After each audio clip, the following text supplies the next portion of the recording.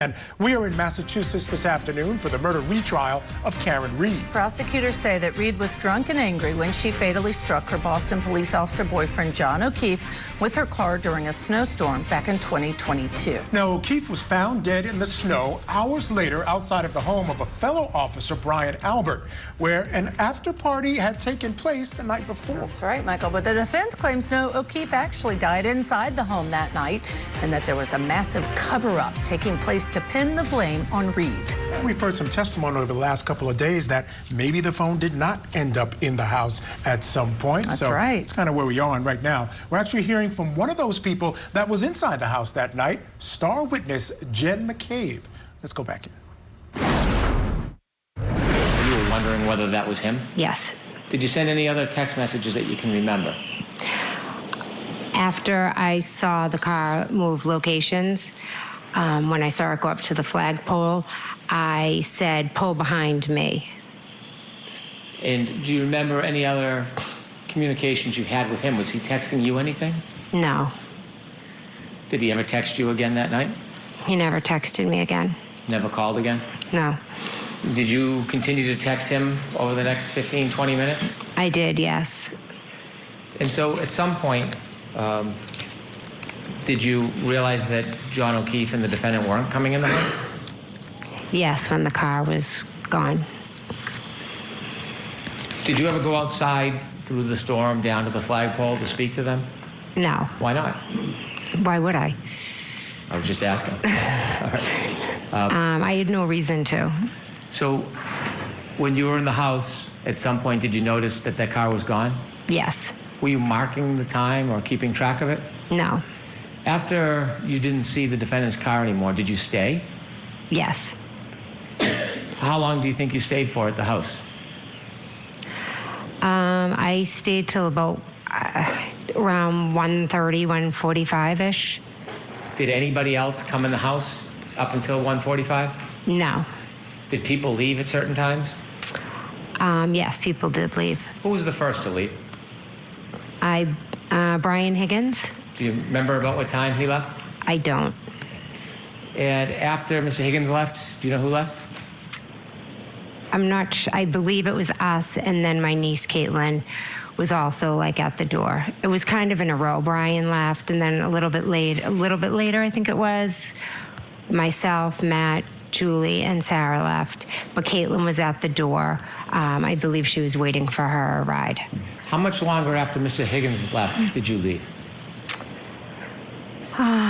Maybe a half. I honestly can't say. I think he was there for a while I was there. So maybe he left anywhere from 15 minutes, approximately 15, 20 minutes before I did, or maybe a little more. You mentioned that you had left the waterfall after midnight? Yes. And you had phone calls with Mr. O'Keefe along the way? Yes. Do you know that there are phone records with your text messages and phone calls in them? Yes. And do you know whether your phone records reflect the time of your calls with Mr. O'Keefe? Yes. And your text messages? Yes. When you were texting Mr. O'Keefe, when the Lexus or the car was in front of the house, rather, was Mr. Higgins still there? Yes. What are some of the things that everybody did along that night before you left? What happened in there? What happened inside the house? Yeah. Nothing. We basically just sat around the table, talked, laughed, listened to music, chit-chatted. Celebratory? Yes. Was there ever any fighting? No, none at all. Any arguing? None at all. Any physical interaction? No, none. When you decided to leave that night, did you say around 1:45-ish? Yes. Okay. When you left around 1:45, was there any events that happened that night that would cause you unrest or excitement or your heartbeat to raise? No. When you decided to leave, you and your husband, where were you going to go? We were dropping off Julie Nagel and Sarah Levinson, and then we were going home. Had you planned on dropping them off earlier in the night? No, when we got there, Julie's brother had pulled up to pick them up, and I won't ask you what was said because you weren't there. Oh, okay. At some point, did you come to an understanding that you would give them a ride home? Yes. Did you offer? Yes. Who was going to drive home between you and your husband? Matt drove home. When you left, I want you to describe as you step out into the driveway or the walkway. Was it the front door or side door, if you remember? I walked out the front door. Is the weather like it was when you first got there? No, it's picked up. Tell us what you mean by it's picked up. So as I walk out, you kind of go, the walkway's to the left. So I walk down the steps, I go to the left. The snow was coming, it was cold, the wind was picking up. So I kind of just like curled up and ran to my car quick to get in. What part of the car did you get into? Front passenger. Who was driving? Matt. And where were the other two people? Sarah and Julie were in the back seat. Who was in which spot? I'm not exactly sure. So both of the young women were in the back seat? Yes. Was there any conversation when you got into the car? We got in the car and they were teasing me Why were they teasing you?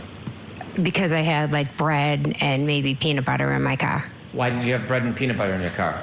I had my niece for the week, and I was dragging her like to all my kids' sporting events. So we'd go from like one game to another game to a practice. So sometimes instead of always giving her McDonald's or Dunkin' Donuts, I'd try to throw her a peanut butter sandwich. And they were making fun of you? Yeah. As the car backs out of the driveway, tell us what you're doing. I'm talking to the girls. You just moved your head. Yes. Does that mean anything? Yes. Tell us. They were both sitting behind me, so I was like turning and, chatting and talking. After your husband pulls out of the driveway, do you start to drive home? Yes. If the house is on my right and you're driving, are you in the passenger seat closest to the house or furthest away? Passenger seat closest. So you're driving, if you look at a picture of the house, you would be driving from right to left? Yes. Okay. So as you start to drive, or your husband starts to drive the car, what direction are you looking in, if you remember?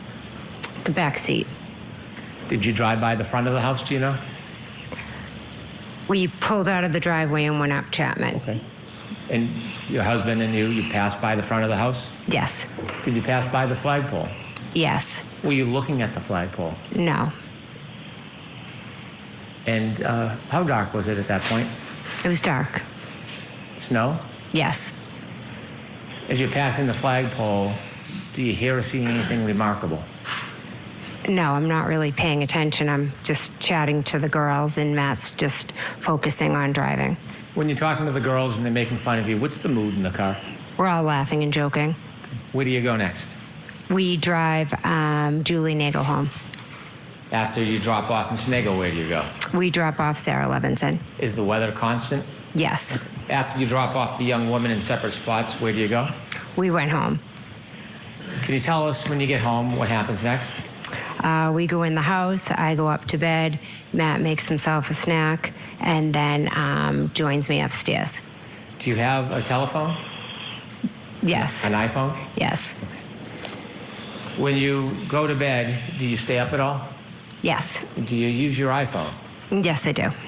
What were you doing? I texted a few people, and then I did a couple of Google searches. And what were the searches for? One, my daughter had played in a basketball game earlier in the night, and it was a very good game, so I went and I read the report on it. And then my other daughter had an offer to play on a basketball team, so we had to make a decision about whether or not we were going to accept the spot. So I was just looking up that basketball club. Other than those regular searches that one would do, was there anything remarkable about what you were searching at 2:27, that time frame? No. After you were looking at websites for your child's sports, what did you do? I put my phone down and went to sleep. And up until that point, had there been any discord or fighting or arguments in your world? No. Peaceful night? Yes. Did you go to sleep, Miss McCabe? Yes. Did you sleep through the night? I typically get up to go to the bathroom, so that I could have gotten up possibly to go to the bathroom. Did anything remarkable happen in the early morning hours of January 29, 2022 that changed that peaceful mood into something else? Yes. Okay. I want you to share with the jury the first thing that happens that changes everything. At 4:53, my phone rings, and I look at my caller ID. I look at the phone, and it's Kaylee, And John's who's Kaylee? niece. John's niece. And I say hello, and she said, yeah, well, basically, she relayed to me that. Next question. When you pick up the phone, could you hear a voice on the other end? I heard a voice and a lot of screaming. And the voice you heard, is that Kaylee, John's niece? Yes, And the screaming, was it a man or a woman screaming? it was a woman, How loud was that person screaming? very loud. Could you make out anything that person was saying as they were screaming? My name was screamed a lot. And then the other individual ended up getting on the phone with me. Okay. And who was that person that was screaming in the background? Miss Reed, How long was she screaming for while you were speaking to your niece before you spoke to her? the entire time I was speaking to Kaylee, she was screaming. Describe her demeanor. Miss Reed's, Yes. Jen! Jen! And then she's screaming that John didn't come home. She left him at the waterfall. She was hysterical. It was very hard to follow what she was saying. How long did that first call last for? I'm not sure how long, maybe possibly a few minutes, but it was loud enough and long enough that my husband shot up in bed thinking one of my kids had come in the room screaming. Without saying what your niece said, could you describe your niece's demeanor when you first spoke to her? I mean, John's niece's demeanor. I would say Kaylee sounded concerned, uneasy. Okay. During that phone call, other than the screaming and the screaming of your name, did the defendant give you any information other than she had dropped John off at the waterfall? They had gotten into a fight. She had left him there, and he didn't come home. And when you were woken up, were you in a sleep when you were woken up? Yes, I was sound asleep. What was your mental state like when you first woke up and got that call? Well, I had been up late. I had taken my medication that I take for my MS, so I was definitely a bit groggy when I first woke up. So immediately I just wanted to help her. She was hysterical. Kaylee was upset. So I went into that kind of mom mode of what can I do? How can I help? So I immediately was like thinking, okay, well, if you left him at the waterfall, let me think who was still there, or, you know, how can I help you? How can we find John? Did you have All right, let's do this. Michael, before we take a break, I have to ask you, this witness very different this time than last time. Appearance-wise, Softer, yes, yes. and her demeanor. She's not as angry and hostile, and I think that this is a much more credible, believable, sympathetic person witness to me. Yeah, oh, no question about it. She seems to have whatever, I don't know if it's as a result of talking with the prosecutors, or maybe she's been able to put all the anger in a place over the time. I don't know, but it's actually much more effective. Yes. And I just wanted to say, you know, it's interesting. Every time you start believing one thing about a case, you hear something else. And you hear, you know, Karen Reed's calling her at 4:53 in the morning, you know, going crazy. You know, I think I dropped them off and I left Jen. And so is that part of a cover-up, or is she really just not, you know what I mean? Like, as part of what the prosecution is saying, that might have to be part of a cover-up on her part. Right. You know what I mean? Right. So, you it's know, hard to siphon it all apart, I think, exactly. at this point. All right, Yeah. we are going to take that break. When we come back, of course, we're going to get you back in for more of the direct examination of Jen McCabe.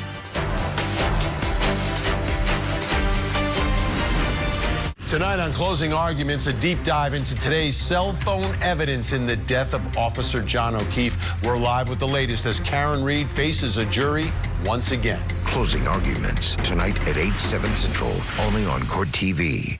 Just look at that touch from Trinity Rodman. Saturday night. When she is on the field, she changes the game. Saturday night. Saturday night is our night. The new Saturday Night Out is on ION all season long.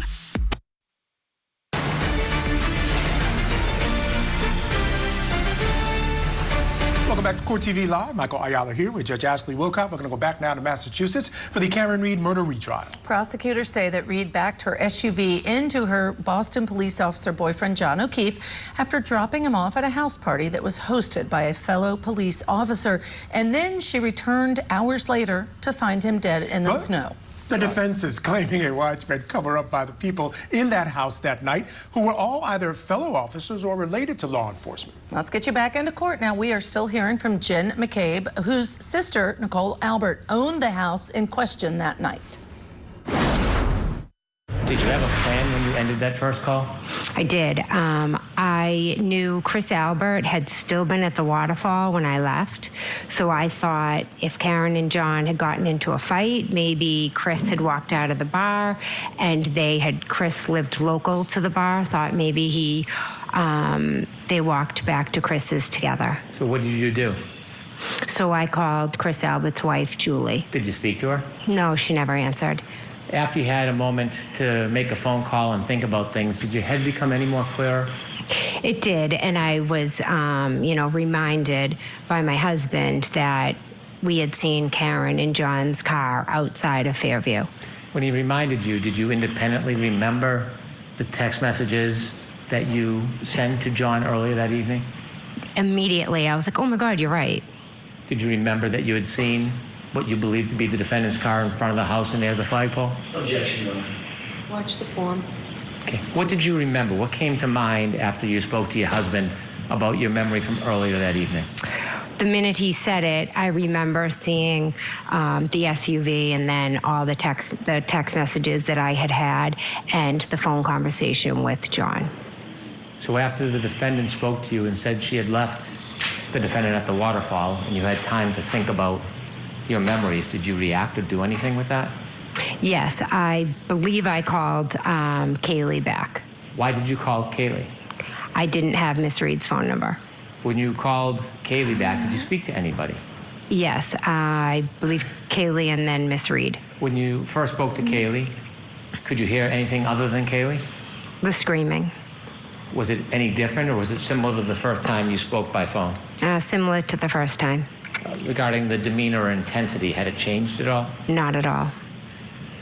You mentioned the first time that you had that phone call, the defendant was screaming your name. Jen, Yes. Jen. Was she saying your name in the second call, or was it just general screaming? My name, and then when she got on the phone, I had told her, Karen, I saw you guys outside of my sister's house. And then she told me she didn't remember being there. And then she went on to say, she started saying, could I have hit him? Did I hit him? And then she just was just all over the place, like screaming my name, screaming so many different things. She was hard to follow or understand. When she was saying to you, did I hit him? Could have I hit him? Was that before or after you informed her that you had seen her out front of your sister's house? It was after I told her that. She also informed me that she had cracked her taillight. In that conversation, she told you that? In one of the conversations I had with her in my bedroom, yes. Okay.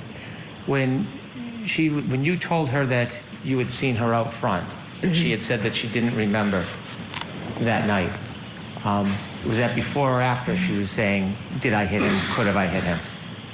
Can you repeat the question? Sorry. When she was telling you about that she didn't remember that night, was that before or after you had told her about seeing her car? When I said I saw her at Fairview, then her response was she didn't even remember going there. Did she ever deny that she came to Mr. O'Keefe's house? I mean, to your sister's house? No. When she told you or said to you, did I hit him or could have I hit him or something like that. Did you have any idea what she was talking about? No, I didn't pay attention to it. When she told you that she had cracked her taillight the night before, did that have any significance at that time to you? No. So in telling you these different things, did you ever piece them together at that time? No.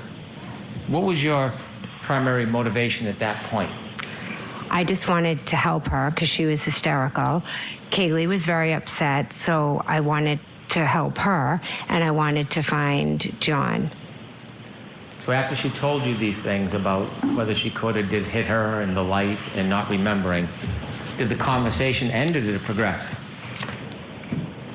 At some point, I was then going into like, okay, well, if she brought him there and left him there, where was he? Because he never came in the house, and she doesn't know where he is, so now where could he be? So I started thinking there was another gentleman that was supposed to meet us out at the bar who John was friends with. So I thought, okay, well, in my head I'm thinking maybe they got into a fight, John got out of the car, and he connected with this guy because he was at a party on the street. What was that person's name? His name is Tom Beatty. Did you call him? Yes. Did you get a chance to speak to him that night? That morning? Yes. No. Did you call around anywhere else? I believe I called my sister, I called John, I called Tom Beatty, I called his daughter. You called John O'Keefe's phone? Yes. Did he answer? No. Did it go right to voicemail? I don't remember. Did you text anybody? I honestly don't remember if I texted. I primarily think I was just trying to call as many people as I could and try to figure out what happened. So you had two conversations at this point with the defendant while you were still home? Yes. Was there any further phone calls that you had before you did something? I'm not sure if I know I went downstairs to make coffee because my plan was to go with my husband. I said, come on, let's just go over to Tom Beatty's. Let's see. Maybe John's there. He passed out on the couch. I'm not sure if Karen called me again or not. It's a little foggy because there was so many calls and everything. Okay. And so that morning when you're receiving calls, did something happen? Karen showed up at my house. How did you know Karen showed up at your house? I could hear her screaming out front. And about what time is this? Approximately 5:20, 5:30. I can't be sure. Were you worried for John at this point? Not particularly, no. Were you screaming? No. Now, at this point, at this moment, when you hear her outside of your house yelling, early morning hours, did you know a person by the name of Kerry Roberts? I knew of her. I'd met her once. Were you friends with her at that time? No. Had you socialized with her at that time? No. Had you ever seen her before with John? Once. Tell me about that. Years earlier, as I said earlier, I used to take Kaylee on Friday nights, and Kerry was the one who would take Patrick on Friday nights. So we would each have the kids. And to thank us, one day John told us how he got a discount at Reebok and to get our kids' shoe sizes, and he was going to buy us all sneakers.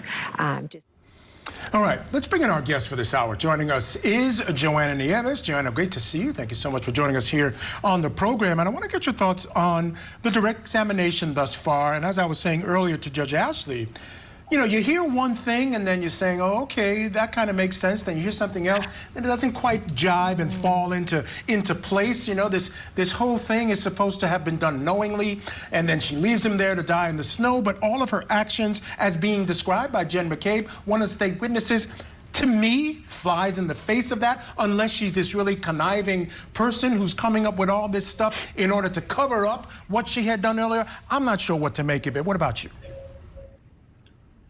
Same. I mean, there are a lot of things that don't add up in this witness's testimony, and it raises questions in my mind and probably in the jurors as well. When we hear her saying things like, oh, well, you know, Karen called and she's screaming and she's hysteric in the background, and Jen is a person that she chose to call in that moment, but Jen doesn't even have her phone number to call her back. I think that that's such a strange part of the testimony.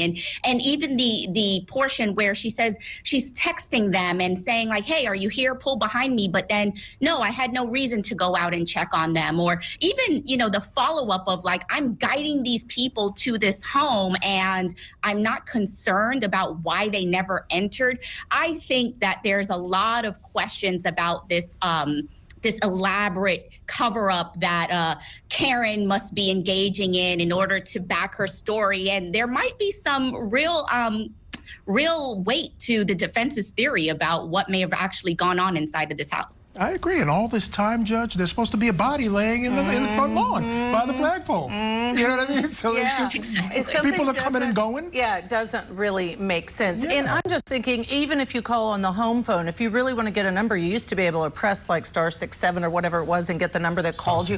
Yeah, there are ways. Oh, you've heard of this. There are ways to do it. Let me ask you this. On cross-examination, this defense team we know is zealous. I think they're going to do a very thorough, sifting cross-examination of every detail, or would you leave it to not do quite as much and just attack a few main points if it were you? I think the main points are going to be important for the jury, but part of the defense strategy is going to be attacking every detail. I mean, that's where the holes are created, right? We want to make sure that they prove each and every element beyond a reasonable doubt. And by poking holes in all of the details, that's where the doubt comes in. So I think that they'll be strategic in doing that. Now, as far as what happened with the truck, she even mentions in the phone call, Joanna, that she had a broken taillight. That again sort of leads me to believe that in her mind, and then she even tells her, she even admits, she says to her, I don't even remember really being there, you know, so what does that do in terms of the charges against her? Let's say we begin to accept as a jury that she doesn't really have a real good memory of what happened that night. Does that still make her guilty if they think it happened the way the state does of the top charge? I think ultimately they will end up, if we take everything that's being said as true, it could, if we take everything she's saying as true, I don't know that they'll make a finding of guilt in the top charge if we're saying she doesn't actually remember and maybe she was under the influence and like some of this is kind of coming back to her at a later point in time. But realistically, it would be a far stretch of the imagination to take all of these points as true. And I think that there's something with this phone call that just doesn't add up in terms of why Karen would be calling and making all of these admissions on the phone with Jen McCabe. It is kind of, I agree. It just doesn't sit right. And that's the theme throughout their case. All the interactions, the phone calls, the hip dialing, all that stuff. It just all kind of makes like, you can't quite get to it. Right. Something doesn't feel right. There it is.